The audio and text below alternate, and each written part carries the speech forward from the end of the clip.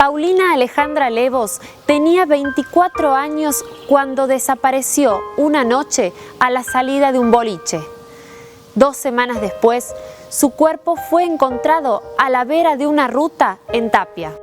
Su crimen marcó un antes y un después en la vida de los tucumanos. A 8 años de su asesinato, su familia aún reclama justicia.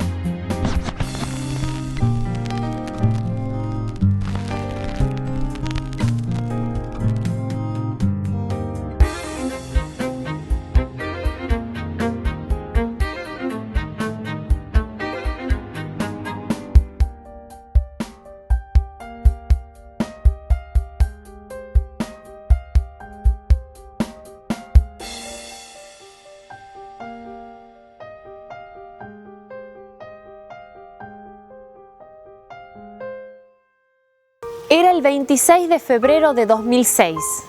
El calor le agregaba un condimento especial a la zona de boliches del ex Abasto, que en ese momento vivía su apogeo. Allí, Paulina Levos decidió ir a festejar con unas amigas el haber aprobado una materia. La joven madre nunca imaginó que ese sería su último día. Paulina nació el 15 de enero de 1983. Mi última hija, la menor de mi primer matrimonio. Yo soy la mayor, luego sigue mi hermano varón Francisco, después sigue Marisa, después sigue Sofía y después sigue Paulina. Y Pedrito, que mi padre enviuda y se casó de nuevo y tuvo un hijo. Un día bastante lindo, me acuerdo, nació en horas del mediodía, con mucha emoción por parte de toda la familia. Tengo la sensación de que Paulina fue muy buscada por mis padres.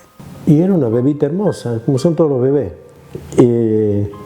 Por supuesto, al ser la menor, era muy mimada por sus hermanas. La esperábamos muchísimo, con mucha ansiedad, y bueno, cuando llegó fue una alegría enorme, ¿no? La verdad es que de chiquitita Paulina demostraba ya algunas dotes artísticas especialmente. Yo me acuerdo que era muy pequeña y en las reuniones familiares se montaba ahí en la casa toda una escenificación teatral, y la verdad es que la pasaba muy genial porque imitaba a los abuelos, imitaba a los tíos. Era muy bonita Paulina y disfrutaba mucho de su belleza ya de muy niña, de su cabellera larga, de ponerse sus vestidos, de probarse los tacos altos de mamá. Era muy creativa, le gustaba cantar, le gustaba expresarse físicamente. Luego, cuando empezó a ir a la escuela, iba a la escuela San Martín, una buena alumna. Yo por ahí me encuentro con sus maestras y se acuerdan con mucho cariño. Era una chiquita que tengo muchas fotos de ella en la bandera, por ejemplo, era muy aplicada. Desde chiquitita le gustaba mucho leer. Nosotros nos criamos, Paulina sobre todo, porque como te digo había una diferencia de edad, en casa con una biblioteca muy grande. Entonces desde niños estábamos acostumbrados al manejo de los libros, más bien a ser independientes en ese sentido. Siempre pensando en los demás, ese era un rasgo distintivo de Paulina. Ella siempre estaba pensando en cómo ayudar a sus hermanas, a la familia, a sus amigos, a sus compañeros. Tengo cientos de anécdotas que pintan de cuerpo entero cómo era la actitud de Paulina en la vida, digamos, en siempre estar pensando en los demás y postergando muchas veces sus propias inquietudes por los demás. ella siempre estaba predispuesta, entonces si había un cumpleañito en el barrio, ella iba, adornaba la casa, era muy buena cocinera, le gustaba mucho cocinar cosas dulces, así que hasta incluso se ponía a cocinar para los cumpleaños. Como te digo, en casa siempre había chicos a los que ayudábamos a hacer las tareas. Ella le hacía apoyo escolar a los niñitos en Alderete, en donde nosotros vivimos, y un día viene y me dice: mira papá, vos sabés que muchos chiquitos vienen sin desayunar. Entonces ella todos los días compraba facturas, les preparaba el desayuno. Y recuerdo a mamá diciendo, denle algo de comer a los chicos. Así que hasta que no comían los chicos y no le sacábamos una sonrisa, no empezábamos con las tareas del estudio, ¿no? Y el secundario lo hizo en la Escuela de Comercio. Ahí se egresó de la Escuela de Comercio, era una buena alumna. En los últimos años de la escuela secundaria, Paulina quedó embarazada y tuvo a su primera y única hija, Victoria.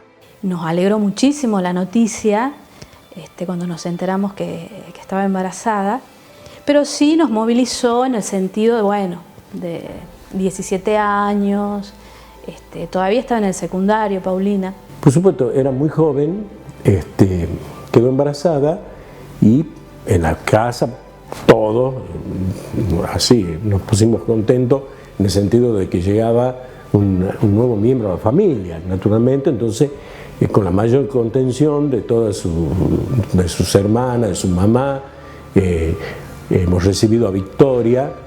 Tenía un alma de madre, le fascinaba ser madre. Nosotros somos una familia matriarcal, con muchos hijos, las tías, las abuelas. Entonces, creo que en realidad era una necesidad que sentía Paulina, quizás un poco por el contexto que se dio de tener a mamá enferma. Ella necesitaba ser mamá, estaba muy contenta. Me atrevo a decir que ella decidió ser mamá. Para que ustedes vean, no ha sido ningún motivo de que pueda interrumpir en la vida de estudios de Paulina. Paulina siguió estudiando su carrera normalmente, iba a la universidad y Victoria recibía la atención de toda la familia. Luego de terminar el secundario, Paulina decidió estudiar comunicación social en la Universidad Nacional de Tucumán. Ella decide ingresar a esa carrera porque les gustaba mucho escribir. Paulina era una gran lectora y una gran escritora, escribía muy bien. Era una carrera nueva en la facultad, me acuerdo. Yo creo que ella era de la segunda promoción que ingresaba a la carrera de comunicación social y estaba muy entusiasmada, tenía un interés muy especial por su carrera. A ella realmente le atraía mucho la parte de comunicación gráfica, de diseño, y sobre todo, ¿no?, esta cuestión de poder entrar al mundo de la información, de la opinión, porque como te digo, en casa se conversaban todos los temas. Paulina era una persona que tenía criterio propio. Yo me acuerdo cuando hizo su primera revista con sus compañeros, hizo una revista cultural con entrevistas. Estaba muy entusiasmada, la verdad es que le encantaba su carrera, era una buena alumna. Paulina se ocupaba de muchas cosas al mismo tiempo, de su hija, de mamá, porque mamá estaba enferma en una cama, de la casa, de la comida,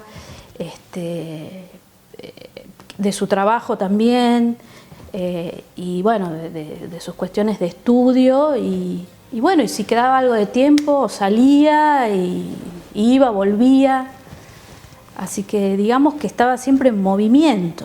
¿Viste esa gente que siempre está pensando en cómo te va a ayudar? Bueno, así era Paulina. Al volver de la pausa, Paulina es vista por última vez a bordo de un remis.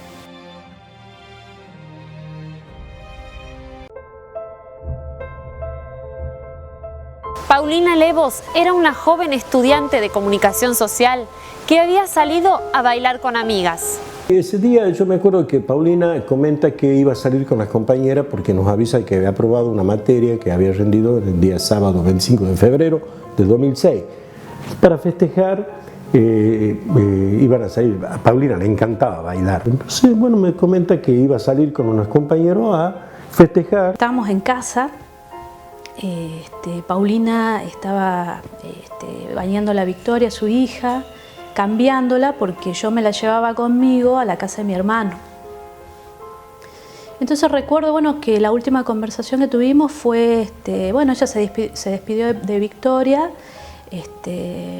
y bueno, yo le dije, nos vemos luego, espero que te diviertas, que la pases lindo, y no la volví a ver más.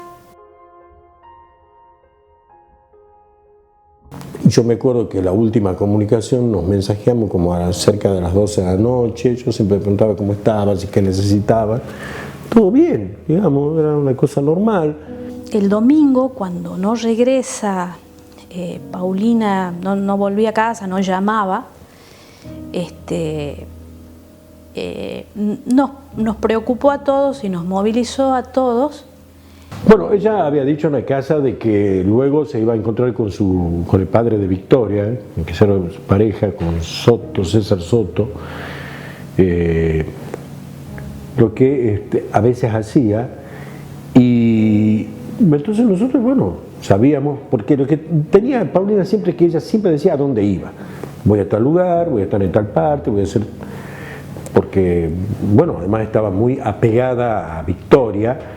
Entonces, siempre estaba atenta y comunicándose a dónde estaba. Y al mediodía habla por teléfono Soto a la casa preguntando por Paulina. Entonces ahí nosotros nos alarmamos y decimos, ¿cómo no está? Y entonces empieza este tema de buscarla. Lo que uno normalmente hace, empieza a preguntar a las amigas con las que había salido, preguntamos en los hospitales, me voy yo a todos los hospitales, pregunto a las comisarías, no estaba por ninguna parte, entonces... Como a las 7:30, 8, hago la denuncia policial. Creo que lo que le hizo clic a mi padre fue cuando fue a poner la denuncia y no le quisieron recibir la denuncia. Entonces él recurrió de la jefatura del policía y observó una actitud bastante llamativa.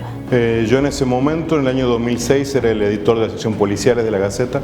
Fue en febrero, a fines de febrero. En general los meses de enero y febrero, aunque no parezca, son complicados en el tema de policiales. Históricamente, digamos, se han dado muchas tragedias, muchos dramas en esos meses. Y empezó todo un periplo terrible, tremendo, que ya estaba en marcha este montaje de impunidad, porque acá, para entender el homicidio impune de Paulina, hay que comprender que esto se armó el día que desapareció Paulina. Bueno, desde el mismo momento en que desaparece Paulina, acude en un primer momento en busca de un abogado para decir qué tenía que hacer frente a la desaparición de su hija. Nosotros hemos recibido la primera información con el tema de la desaparición de Paulina al otro día, con un parte advirtiendo que no aparecía esta adolescente, y nos llamó mucho la atención el hecho de que sea la hija de un funcionario. No significa una cuestión de discriminación, sino que uno toma toda la información que tiene, y el hecho de que, digamos, su padre sea parte del gobierno nos alteró y nos pusimos en el acto a hacer las averiguaciones del caso, y al otro día, el 28, hicimos la primera nota advirtiendo que estaba desaparecida. Apenas sale en la prensa, fue una reacción impresionante de todo el pueblo tucumano. Les reitero, había gente que había dejado de ir a trabajar pues iba a buscar a Paulina, la buscaba todo Tucumán. Creo que esto fue un secuestro, un rapto, no sabemos muy bien, pero lo que sí les puedo decir es que ella por su propia cuenta no se fue. Paulina es una chica muy responsable, tiene una hija, ella de 5 años, y ella ama a su hija. Mira, la buscaba todo Tucumán, menos la policía. Menos la policía, por orden de Hugo Sánchez. el que era jefe de policía, y por orden del secretario de Seguridad, Dilela. Hay un despliegue importante de gente abocada a esta situación. No es para menos, a todos nos preocupa, inclusive a mí en lo personal como padre, me preocupa la situación que está atravesando esta familia. Y bueno, yo creo que hay que tener un poco de paciencia, ser prudente, ir paso a paso, no por acelerarnos las cosas van a salir bien. Nos constituimos en querellante en la causa y pedimos una serie de medidas de pruebas que se deben realizar a los efectos de poder colaborar con la investigación por la desaparición de su hija. Y en este caso nos llamó mucho la atención el hecho de que nadie pudiera responder claramente qué había pasado con ella una vez que no estuvo más en el boliche al que había ido con las amigas. Por supuesto una desesperación, porque vos, ¿a dónde te vas a buscarla? Yo andaba por todas partes. Encima empezó a funcionar un perverso plan macabro, como se dice en la jerga policial, de carne podrida. Aparecía gente, sí, lo hemos visto en tal lugar, y era mentira. Y después nos enterábamos que eran gente que estaba influenciada por estos tipos que se disfrazan de policía, en realidad son delincuentes. Nos imaginábamos muchísimas cosas, pero sobre todo porque las personas que tenían que buscarla no la buscaban. Yo me acuerdo un día que me dicen que estaban haciendo un rastrillaje en un cañaveral en San Andrés, estamos hablando de los primeros días de marzo.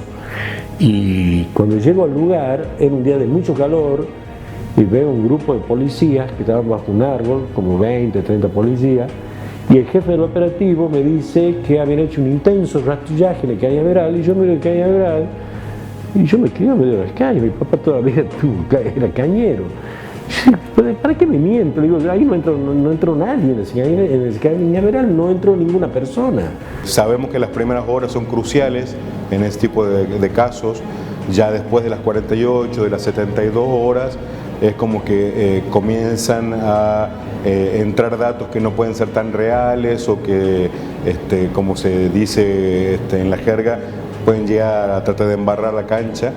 Por supuesto que en esos momentos de tanta conmoción, donde, a ver, las hermanas me decían, papá, que aparezca Paulina, claro, es una conmoción muy grande en la familia. Entonces han sido momentos muy duros, donde, por supuesto, Victoria tenía 5 años y mi mamá. Anterior a ese acontecimiento había concurrido a pedirle ayuda, había pedido al gobernador, para quien él trabajaba en una secretaría. Al momento de la desaparición de su hija Paulina, Alberto Levos era subsecretario de la Juventud de la provincia de Tucumán. Luego renunció a su cargo. Yo me acuerdo que cuando estaba desaparecida Paulina, hablé 2 o 3 veces con el que era el ministro de Seguridad de la provincia, Pablo Bahillo, pidiéndole que solicite la asistencia de las Fuerzas Nacionales, Gendarmería, Policía Federal. Es más, yo había ido a hablar 2 veces con el comisario Quiroz, que era el jefe de la regional de la Policía Federal de acá, y él me decía, mire, si no me piden formalmente yo no puedo intervenir. Bahillo me mentía que había pedido y no había pedido nada. Es más, en ese momento Alperovich estaba de vacaciones en Punta del Este y llega en el interín, todavía no había aparecido Paulina, y yo me voy a decirle que pidan ayuda a la Policía Federal, porque ya desconfiaba de lo que estaba haciendo Sánchez, Barrera, Dilela. No, me dice, sí, ya pedimos, me mentían también. Alperovich me mentía descaradamente, y su esposa, la senadora Roque de Alperovich, me mentía descaradamente. Iban pasando los días, Paulina no aparecía, había una campaña en todos los medios, en las redes sociales, todo el mundo estaba conmocionado, la prensa, buscando a Paulina. Ya habían empezado sus compañeros de la Facultad de Filosofía y Letras con las marchas, exigiendo que aparezca Paulina. Esto es cosas de gente poderosa, no son de perejiles, de pobres infelices. Un pobre infeliz no hace desaparecer una persona así porque sí, del faz de la tierra. Estas son cosas de gente poderosa. Entonces, por favor, señor gobernador, usted que está cambiando nuestra provincia, haga algo, escúcheme, con toda la información y con todo lo que yo he presentado en la justicia, haga algo.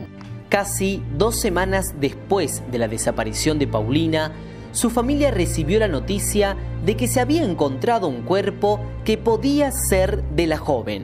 El día 11 de marzo me llama en horas de la tarde el doctor Noguera, que era el fiscal que estaba a cargo de la causa, a decirme que había aparecido un cuerpo, habían encontrado un cuerpo en la zona de Tapia. Me dice que la policía encontró un cuerpo. Cuando me habla Alberto diciendo de que debíamos concurrir a la localidad de Tapia, a 2 kilómetros de la entrada a Raco, 2 o 3 kilómetros, no recuerdo bien en estos momentos, porque habrían encontrado el cuerpo de quien se suponía que podía ser el de su hija. Concurrimos inmediatamente al lugar. Fuimos con mi abogado y cuando llegamos era un día sábado también, un día gris, con una lluvia finita, la verdad que un día muy triste. Llegamos y nos damos con un despliegue policial impresionante. Yo me acuerdo que estaba hasta la autobomba de los bomberos ahí, que me llamó la atención, pues yo dije, si no hay ningún incendio acá, ¿qué hace la autobomba de los bomberos? Era como si todas las autoridades jerárquicas de la policía y el Ministerio de Seguridad sabía que se iba a encontrar el cuerpo de Paulina en ese momento y en ese lugar. Estaba el padre de Paulina con su abogado, había llegado el fiscal, estaba el jefe de policía, el subjefe de policía, el ministro de Seguridad, el secretario de Seguridad. Un movimiento que uno conociendo y ya con tantos años de ser policiales no era normal. Todavía no había concurrido el fiscal, digamos, mientras estaban todas esas personas, el cual después tuvo un altercado con gente de la policía de Tucumán, porque se había movido el cuerpo de Paulina, porque no se había conservado debidamente el lugar de los hechos. Yo me arrimo y el jefe de policía, Sánchez, Hugo Sánchez, me dice, mire, Levo, la policía hizo un intenso rastrillaje en toda esta zona y encontró un cuerpo y bueno, queremos que usted vea, a ver si identifica si es el cuerpo de Paulina. Sí, ¿cómo se entera la policía de que acá había un cuerpo? Lo habíamos hecho público y bueno, en una de esas hipótesis de trabajo donde se efectúan los rastrillajes en diversas zonas de la provincia, lamentablemente, bueno, se encontró este cadáver. Y ahí se arrima un muchacho de la zona de Tapia que me conocía y me dice, Alberto, ojalá que no sea Paulina, dice, la han encontrado los 2 chicos vecinos acá. ¿Cómo? Pues llamo, venga fiscal, escuche. No lo encontró la policía. La escena del crimen, que todo el mundo sabe que tiene que ser impecable hasta que trabajen los peritos, había sido destrozada. El cuerpo no estaba en el mismo lugar donde realmente lo habían tirado. Yo me arrimé y lo primero que vi de ella fue su codo, la punta de su codo. Ella estaba acostada, así medio de costado, y yo alcancé a ver así. Y le digo sinceramente, vi la punta de su codo y supe que era ella. Supe que era ella, se imagina si yo le cambiara los pañales, ¿cómo no lo iba a conocer? Y luego vi que no tenía cabello. Y Paulina tenía una cabellera importantísima, tenía impresionante, era una cabellera extraordinaria. Entonces eso me produjo una gran conmoción, digo, no, hasta que no se hagan todas las pruebas de ADN, me habían arrancado la cabellera. El informe autópsico, que debió ser revisado por peritos de gendarmería, reveló que los asesinos habían mutilado algunos de sus dedos. También se observaron indicios de que fue abusada sexualmente, pero como le habían seccionado sus órganos genitales, no se pudo encontrar material genético, salvo algunos cabellos humanos en distintas partes de su cuerpo. La autopsia de Paulina determinó que la muerte fue, la causa de la muerte fue por asfixia, por estrangulamiento manual. Y eso es categórico, es contundente y no hay otra causa de muerte. La única causa de muerte es asfixia por estrangulamiento manual. Que se despojen la idea de que haya golpe en el cráneo, que se despojen de la idea de que fue un accidente, que se despojen de la idea de que esto fue un homicidio culposo, o por imprudencia, por negligencia. Esto fue un homicidio doloso. Luego del corte, veremos cómo comenzó la investigación para desentrañar el asesinato de Paulina.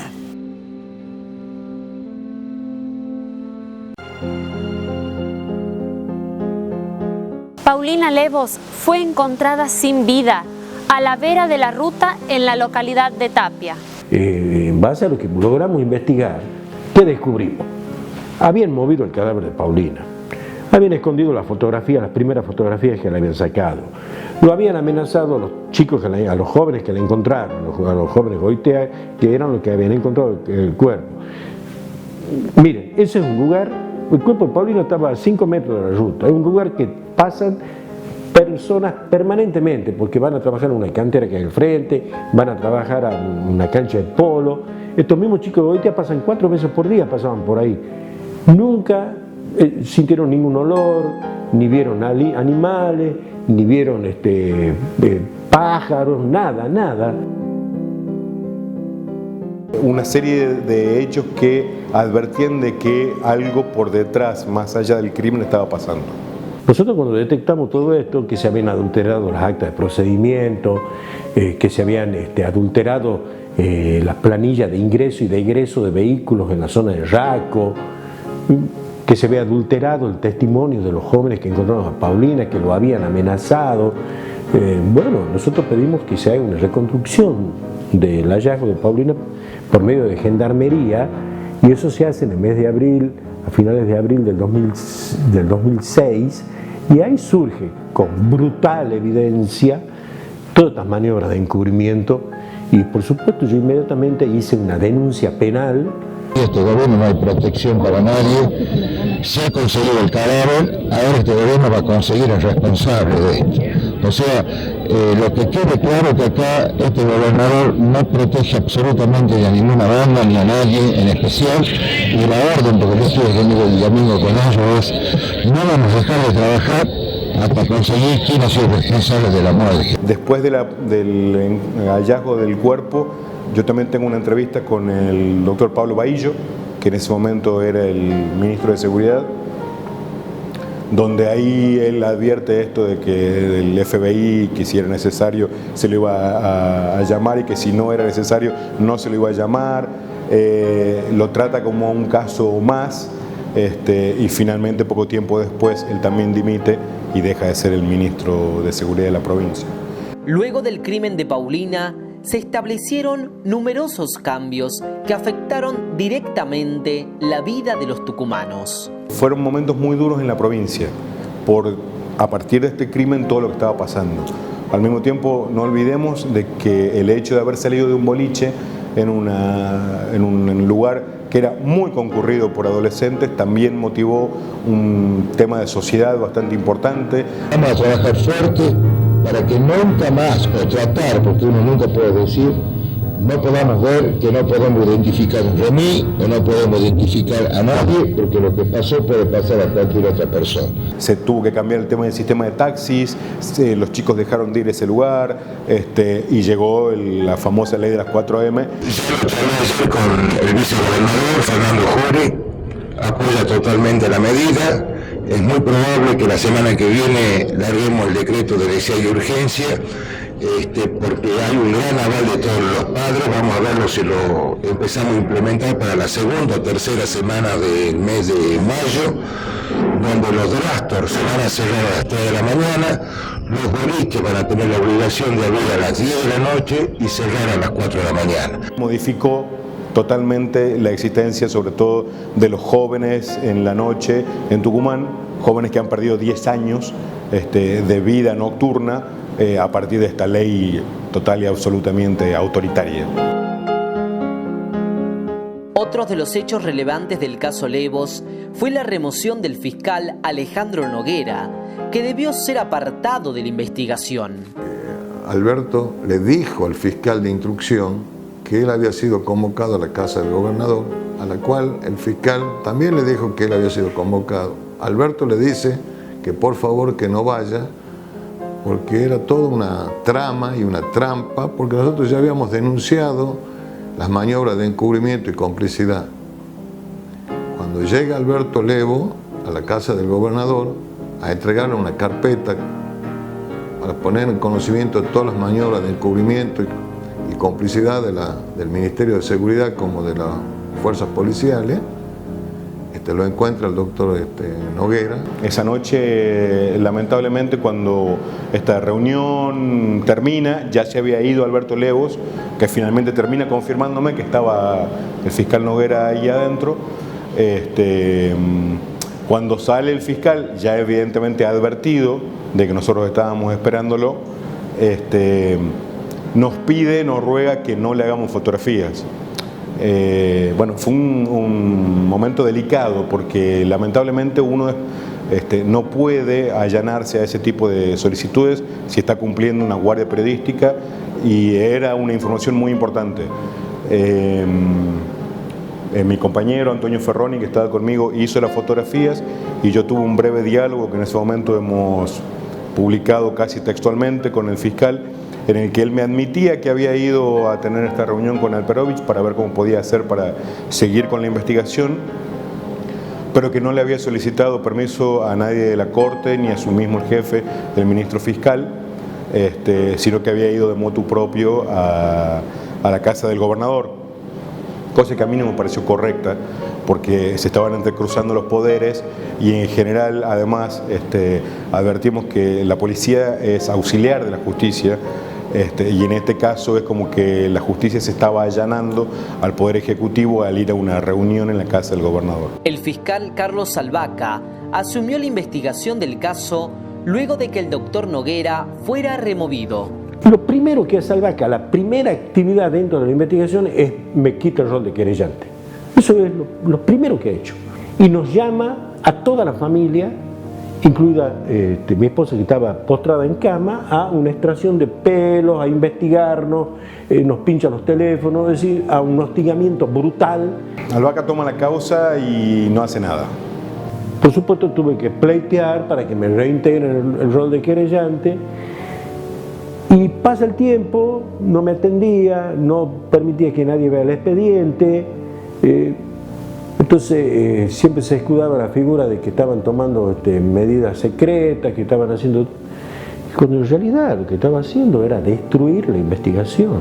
Había dos puntos muy importantes en la investigación que yo creo que si se le hubieran dado relevancia desde el primer momento, esto podría haber avanzado, y que tiene que ver con el informe pericial que hizo Gendarmería, que constaba de varios cuerpos, donde ya había detalles muy importantes, y estamos hablando de por lo menos 4 o 5 meses después del crimen, no 7 años como tenemos ahora, donde se advertía de la forma en la que había muerto, donde se advertía de que el cuerpo había sido arrojado ahí ex profeso, donde se advertía que el cuerpo había estado en otra parte antes de ser arrojado allí, y ese informe durmió el sueño de los justos, así como el resto del expediente. Y el otro punto que me parece relevante es el tema del entrecruzamiento de llamados, que si bien el sistema no era tan eficaz como era en este momento, sí se podía hacer, y sin embargo lo único que había en la Fiscalía eran números tirados al azar con felpones que cruzaban una información con la otra, y así es imposible, digamos. Hay un hecho muy importante para describir, es que cuando se manda a preguntar a las compañías telefónicas sobre el email de los teléfonos de Paulina, siempre se mandaban con códigos equivocados, cosa que López Ávila en menos de una semana pudo conocer todas las llamadas que se efectuaban desde el teléfono de Paulina, desde el momento de su desaparición hasta ahora. También creo que hay un tercer elemento que a mí nunca me terminó de cerrar y que no sé si la justicia le dio la importancia justa y necesaria, que es la declaración de la amiga de Paulina Levos, la chica Mercado. Yo estoy segurísimo de que sabe más de lo que dice, aunque ella en sus constantes declaraciones, creo que fueron 3 o 4, se mantuvo en su versión y no se modificó de eso. Yo no digo que ella sepa quiénes la mataron, lo que me parece que sabe es hacia dónde fue Paulina una vez que salió del boliche. Y por miedo o por presiones o por otras cosas nunca lo quiso decir. Esto es una opinión personal que puede ser rebatida por ella en caso de ser necesario, pero me parece que ella es un dato clave en la investigación. El próximo jueves, en Buscando Justicia. Con Alberto Levos iniciamos un camino de denuncia, tanto en organismos provinciales, nacionales, como el Poder Judicial. Y Albaca le muestra una parte del expediente, le muestra lo que quiere. Pero eso fue suficiente para que el doctor Bernardo Lobo Bulló pueda demostrar los horrores que había cometido este hombre Albaca. Entendemos que ha sido desviado de ese destino y desde aquella época, es decir, desde el día 26 de marzo del año 2006, hasta la aparición de Paulina, en algún momento y por algunas circunstancias se dio la muerte de ella, producida por el señor Roberto Gómez y posiblemente otros sujetos no identificados por la instrucción.